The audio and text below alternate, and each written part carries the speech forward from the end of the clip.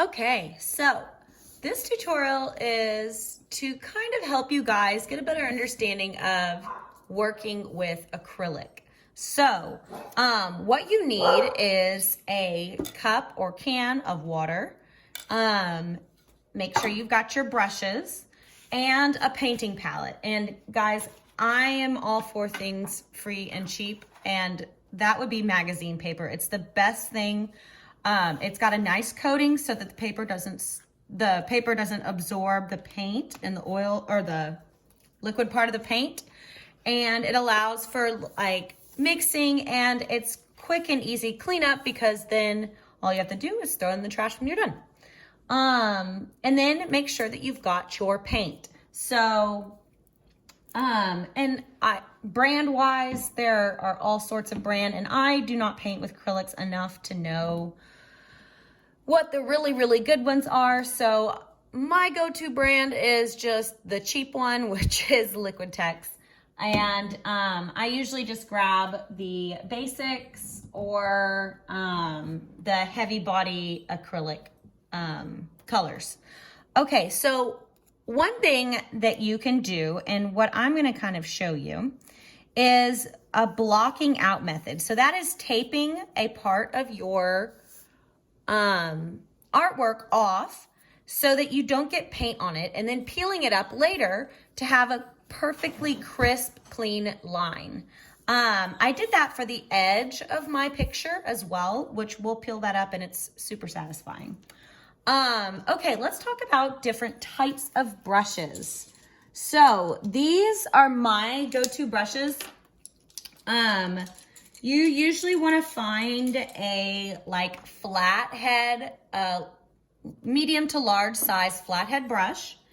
And then you want one or two liners, and liners are going to be those like long and skinny ones. Okay.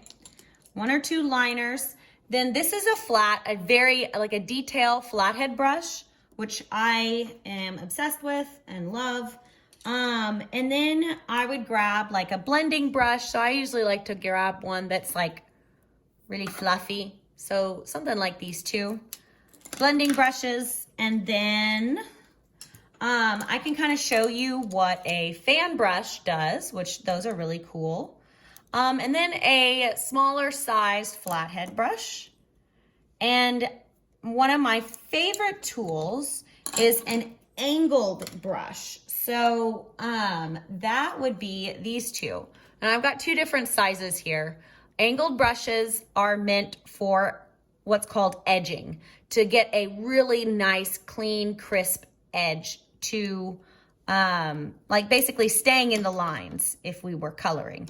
And then a round tip brush, a flat round tip. And I know that I gave you guys, I think, some round brushes as well, but I do not have any of those. I don't really use them a whole lot. I usually just go for the flathead or the angled brush. So we're just gonna do the demo with those. All right, let's get started. Okay, so I've placed the paint on my palette, and I've got a section of where like I lay out my colors, but then I also have another section of my magazine that I can use for mixing colors. So the first thing to note is making sure you know the color wheel. So our primary colors are red, yellow, and blue. These colors can make any other color you can think of, along with your white and your black. So what I'm gonna help create, since I know a lot of you are, for this piece poster, digging the like space / skies in the background, I was gonna kind of start with that. And when painting with acrylics, it's really up in the air. I'm probably not going to use this brush just because this area is fairly small, although it would cover it pretty quickly, but I like to add more detail into mine. So I like to wet my brush a little bit first and keep a paper towel on hand, which I don't have in front of me, and I should. So let me go get that really quick. Okay, and make sure you have a paper towel or like an old t-shirt or something to wipe your brush off on hand, so that you can easily switch between colors. Because the biggest thing that you don't want to do is have red on your brush and then go in for your yellow and then muddy up your yellow. So what I have on my palette is a lot of different colors because I want this demo to go quickly. I have a separate video that I will post that shows you how to mix colors, because I know that a lot of you probably don't have all of these colors, and that is totally fine. You can get all of these colors by mixing just your primary colors. But that's gonna be in a separate video. This video is just to show you how to utilize your brushes and the application of paint. So what I'm gonna do is I'm gonna make it so that this is kind of like our earth, like the edge of it.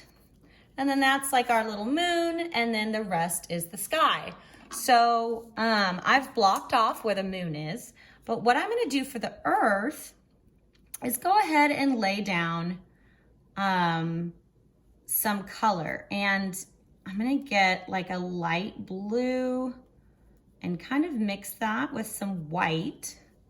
So you can see here, to get kind of a washed out look. And honestly, when you're painting, it's really, I cannot stress this enough, to have a reference photo that you are working from. So find a photo of Earth and use that to kind of help you paint so that your colors are correct and realistic. I am not doing that right now because I have, I'm trying to do this quickly, but for you guys, I really want you to make sure that you have a reference photo that you're working from. Okay, so this is your liner brush, and you can see how it's angled in such a way that the bristles stay really thin, and you can drag this along the edge of something without going outside of the lines. And then another thing too, there's a lot of different techniques you can do, but the big thing is that these types of paints, acrylic, dries really fast. So so that you don't have to work quickly, there's a lot of things you can do. You can mix it with linseed oil, or another, like there's like proper acrylic mediums, which I don't really have on me because I don't paint with acrylic a lot, but there's ones that are better that slow the drying of your acrylic and allow you longer amounts of time for mixing. But here I'm just gonna I added in my blue base, and then I'm gonna kind of go in and add in those cloud details that are usually on the surface of Earth. And there's a lot of brushes that you can go along. I'm probably not using the best brush for this. Something else that works really well. Also, while you are not using a brush, it is really, really important that you immediately rinse it and try and get all of that paint off. So see, I rinsed mine, and then I'm gonna wipe it off on my paper towel.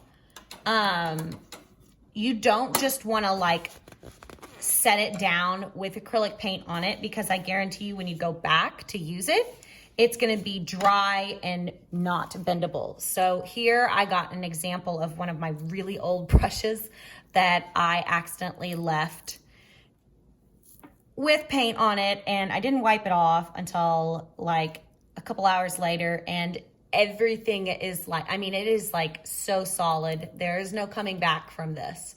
So you guys need to be really careful that as soon as you set another brush aside to switch to a different brush, please, please wipe the acrylic paint off so that this does not happen to our brushes. Okay, and What I would grab for this is either a blending brush or, you know, something that's a little bit more fluffy and has like little bristles like this that you can kind of add more texture to. So I'm just gonna kind of dab my brush in the white paint and go around and add some really cool looking cloud detail on our earth. And then before I add any more, I'm gonna go back with probably my smaller flathead brush. Remember to always wet your brush before, it doesn't need to be dripping with water, but just needs to be dampened before you use your acrylics. It helps with like the flow of the acrylic. Otherwise, if you're just using a dry brush, then it doesn't have like a smooth application. So I'm gonna get some of my green and then try and do some land detail behind these clouds.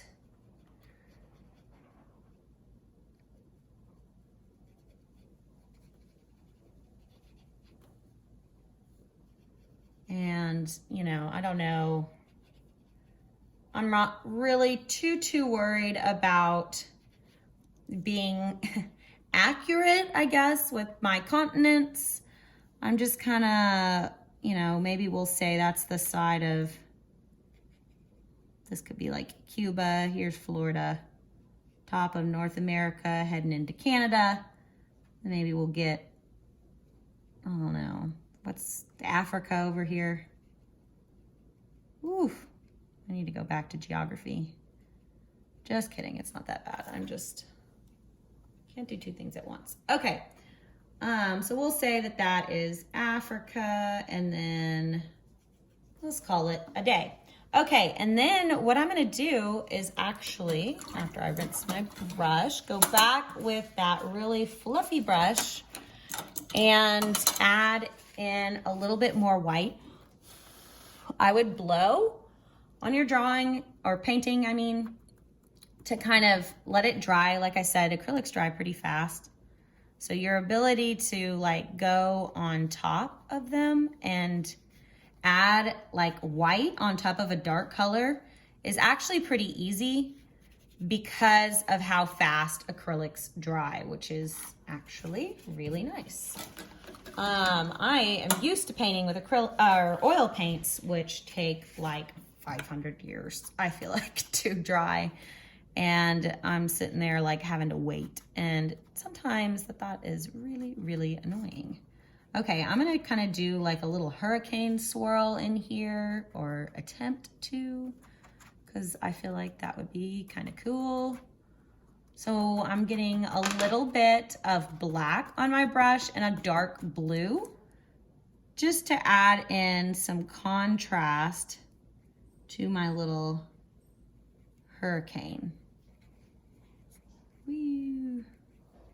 Sorry, sound effects are inevitable whenever I'm doing demos. I don't know why. I just add sound effects to everything in my life. Okay, and then I might go back later or now with that detail brush, or you can do one of your liner brushes, and get, you know, some like swirling lines in there to kind of show that this is a hurricane and not just a giant bruise. Okay, so I'm just gonna kind of swirl around, and this is really what I use my liner or round tip brushes for, especially the smaller ones. When I'm trying to do like smaller details or fit my brush into smaller areas and things like that, it comes in handy a lot. Okay, and then we'll get like a little bit more kind of going out this way to indicate the band of the hurricane. Man, that's like the biggest hurricane of all time. Didn't really size that right, but oh well, Earth looks cool now. Okay, so now that I've got that done, I'm actually gonna turn my picture upside down.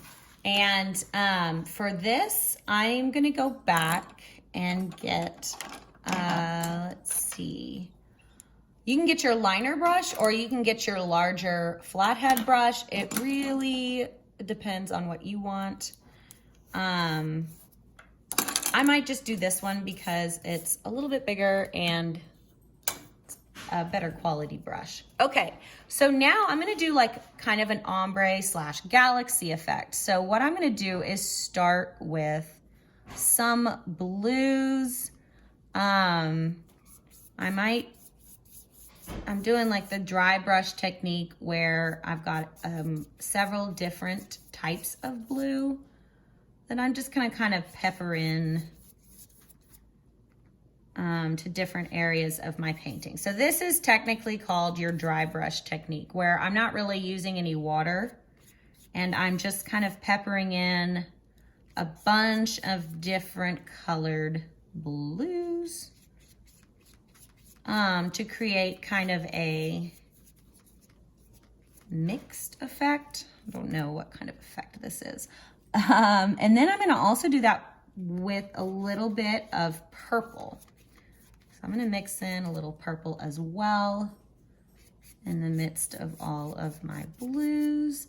And as you get closer to Earth, I don't know if this is accurate or not, but I feel like it should be lighter. My husband's giving me a confused look, so maybe I'm wrong on that. I don't know. But this is probably where I would stress again having a reference photo so that you actually know what a night sky looks like and you're not just pulling it out of your butt. Okay, I'm adding in a little bit of like lighter, more reddish purple, which I feel like isn't super realistic, but I just think it looks really pretty. So we're gonna ignore the realistic part and go with the cooler part. Okay, a little bit more of this, and I'm actually gonna add in using like a little bit more water on my brush this time, just to kind of water down and have it mix.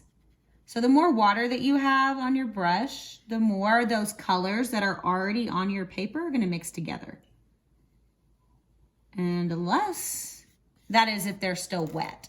So see how now I'm adding kind of a little bit more water to my brush. These colors are kind of blending together. And I'm not pressing down super, super hard. I'm really just kind of gliding over it. And what I'm trying to achieve is that I really want all of these colors to just slightly fill those empty white spaces that my brush skipped over on the paper. But once, I don't want to blend it too much to where it all becomes one muddy color. I really like the separated look. So trying to keep that intact by not overdoing it on this step. And I don't know if this is a thing, but I'm just like having it go in a curved motion, which I feel like is accurate. Maybe it's not, I don't know. Okay, so that is kind of my base for my like spacey looking sky. And I'm sure y'all are gonna create something that is even cooler than this, but for a quick little tutorial video, I feel like it's not half bad. And okay, so now I'm gonna rinse my brush off and we're gonna kind of let that dry before we go on top of it. And the reason why is because I want what I put on here next to not blend or mix with my base colors that I already have on here. So we'll wait for this to dry and then we'll come back and add in the rest of our galaxy sky. Okay, so while we're waiting for that to dry, and also because I'm bored and I really don't want to just sit here, I am going to show you a demo of painting something that is a little bit more, like less about blending and more about like really straight and clean lines.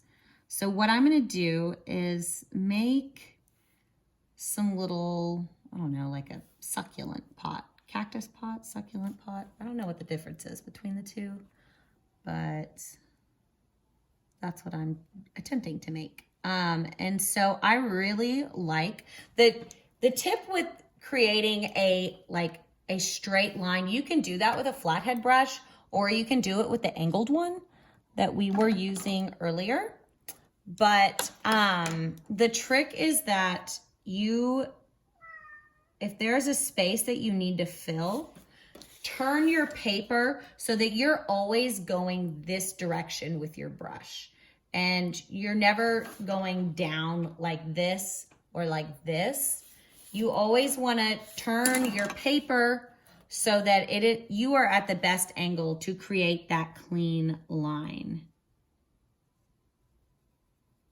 So we naturally do this with our hand and our wrist. That's a great curving method. So always tilt your paper so that you are able to do that. And then you're gonna get some nice, really clean lines, and always have the brush this way. Notice how the flat edge of my brush is going along that line. If you try to do it like this, what happens when you push down the bristles of your brush, especially as it starts to lose the paint, it's gonna fray and it's not gonna give you a perfectly clean line. This method is good for like having a softer edge when you're trying to blend colors. But when you're really trying to get that clean, crisp look, you want the edge of your brush, the flat head, to be in line with the line that you're making. And you would do the same thing. Where the heck did my angled brush go? What? Oh. You would do the same thing. Let's get another little cactus guy on there.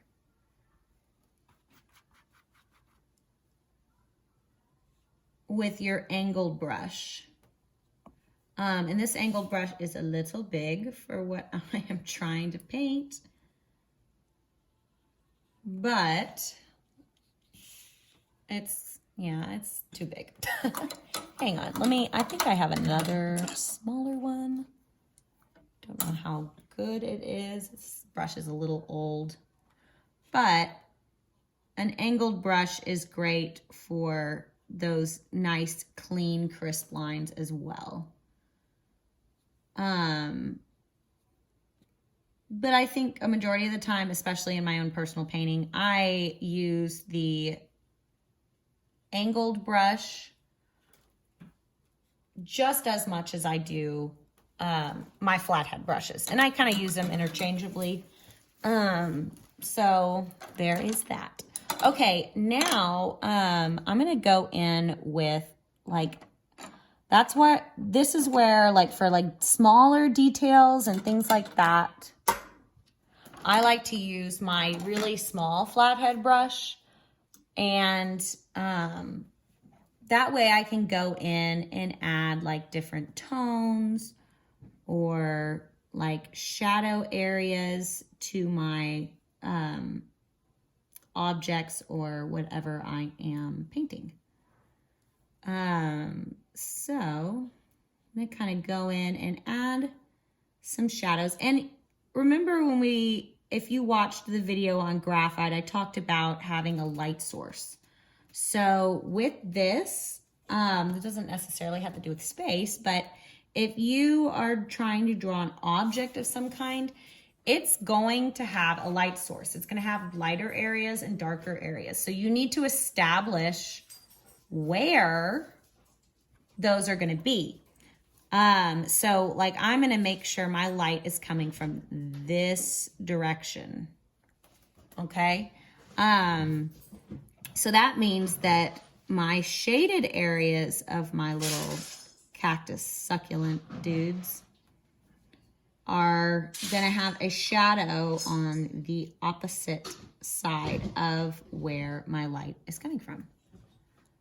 And sometimes I like to get a little bit more of that original color, especially if it's been a minute since I applied it. It's usually already starting to dry.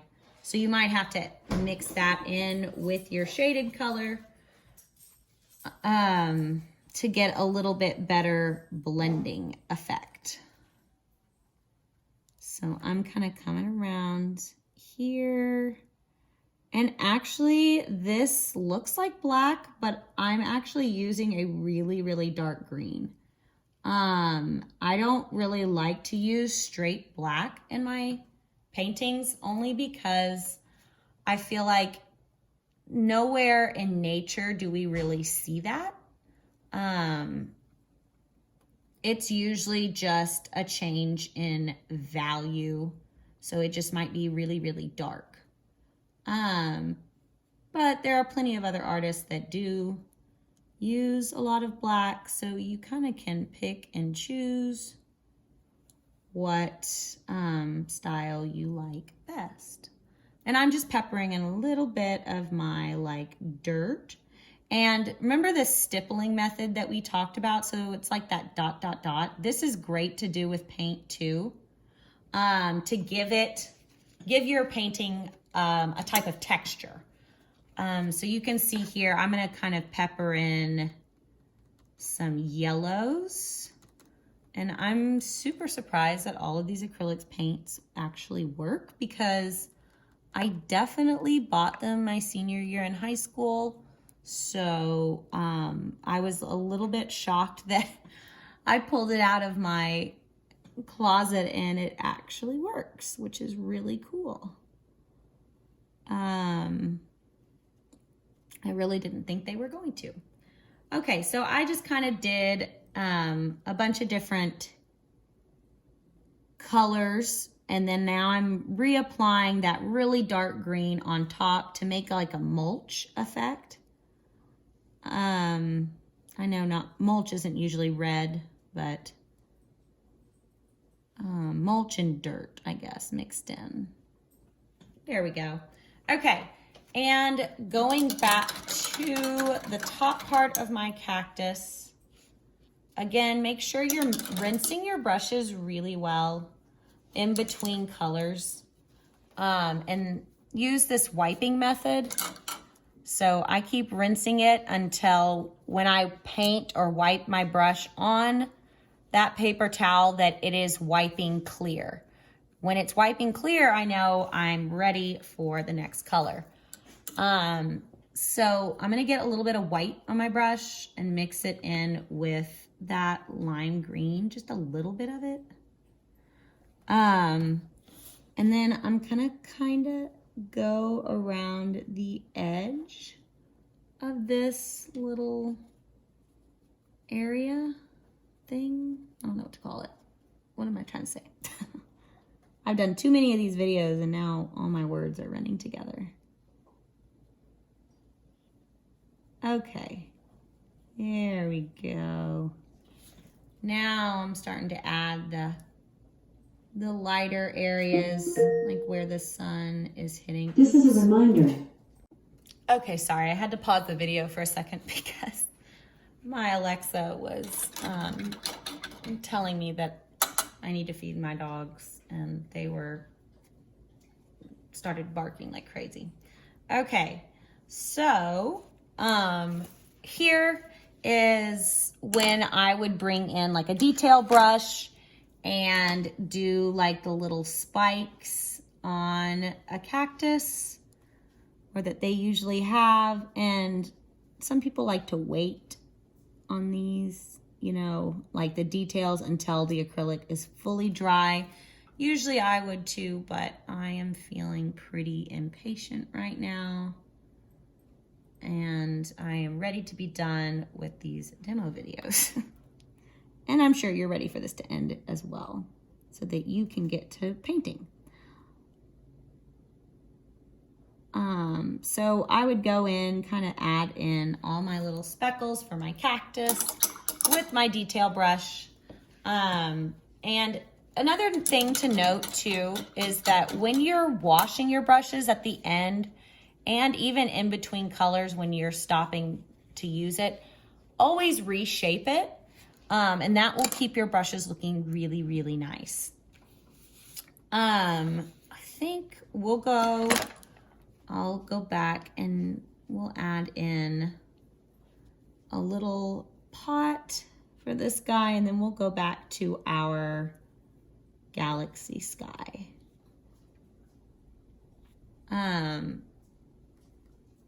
But I always encourage you guys to use more than one value of a certain color, especially when you are drawing objects or skies of any kind, because it adds so much more of a realistic effect. And it's just more interesting to look at when you've got something that has more than just one basic tone to it. Okay. So get the bottom or base of my pot. Again, I'm using the flat edge of my brush. I'm turning my paper to create those nice, crisp, clean lines. And then last but not least is when I actually like fill in the area that I was trying to paint. Ta-da! There's a little cactus. Okay, now back to our galaxy sky. So for this is where I usually bring in my fan brush.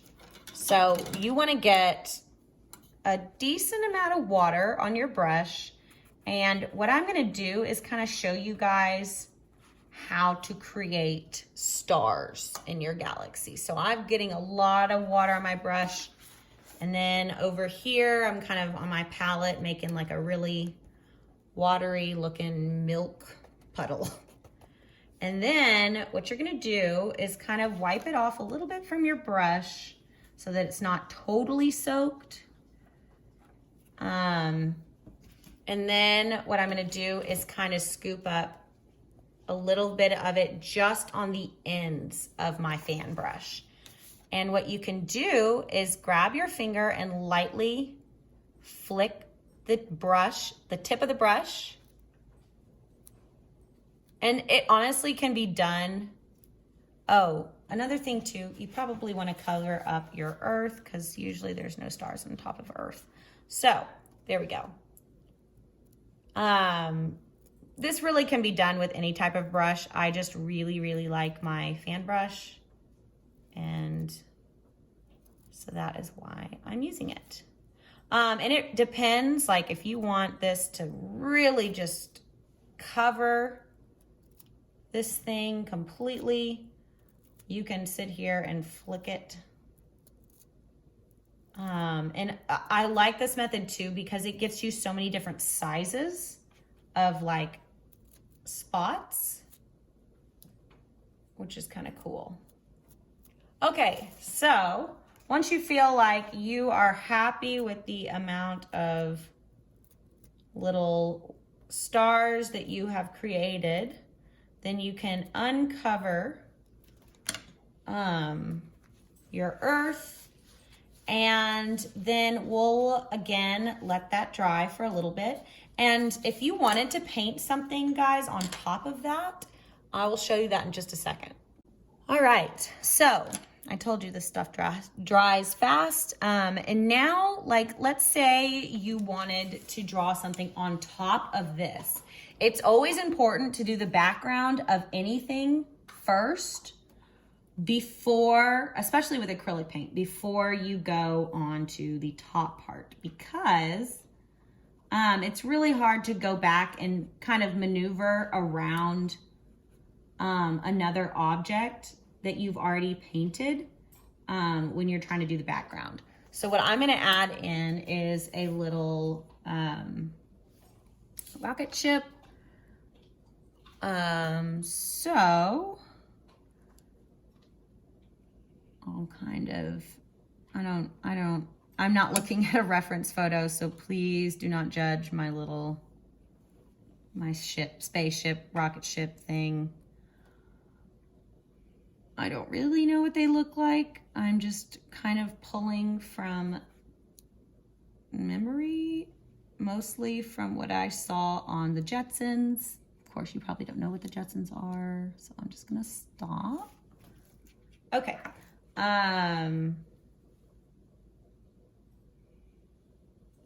There is, I guess I could have done like a little UFO guy too, but oh well. Spaceships, rocket ship, spaceships for now.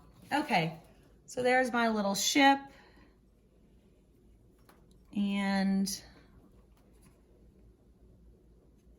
I'm gonna kind of, let's see, go around with the edge of my brush.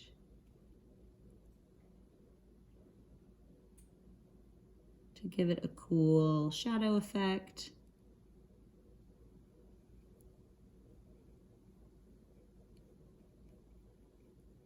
And once I'm done there, I will do like the little flames. I don't know if the flames even exist once you're out of Earth's atmosphere. I feel like they don't, but just because I think it would look cool, I'm gonna do it anyway. So might add like a couple little trails of fire, and I'm using the stippling method where I'm kind of dotting it and then I'm letting it like streak outwards with the dry brush effect. And you could probably add in more colors to that, maybe some reds, just a little peppered in there. There we go.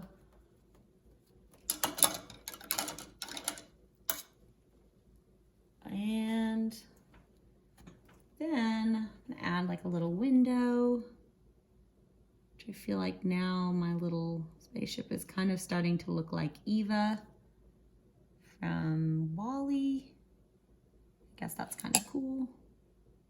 I don't even know, do spaceships have windows? Why do I not know enough about space? This is so sad.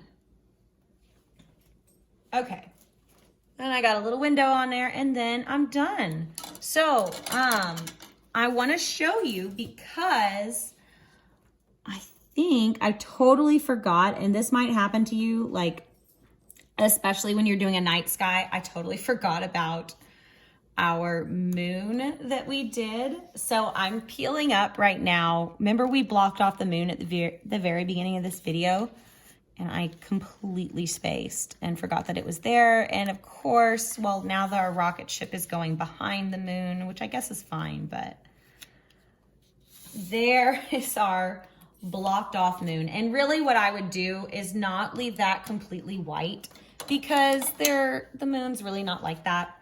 I would go in with like a little bit of gray or black on my brush and mix it with a lot of white, so it's like a really light gray, and create some like textures to your moon and things like that. Or maybe you're not making a moon, maybe you just wanted to make a circle, and you can go back and do whatever you want with that circle. But I thought that this was pretty cool to try and do. Okay, there's my little moon. I could go back and add craters, but I think y'all get the idea. So I'm just gonna leave it at that.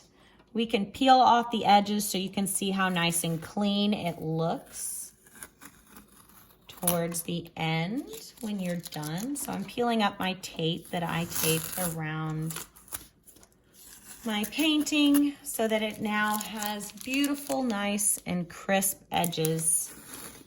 I hope that this video kind of helps you get started with acrylics. They're really fun to paint with, and I think you guys are going to do a really good job with this, whether you decide to paint or you're just coloring. I can't wait to see your creations. See you later.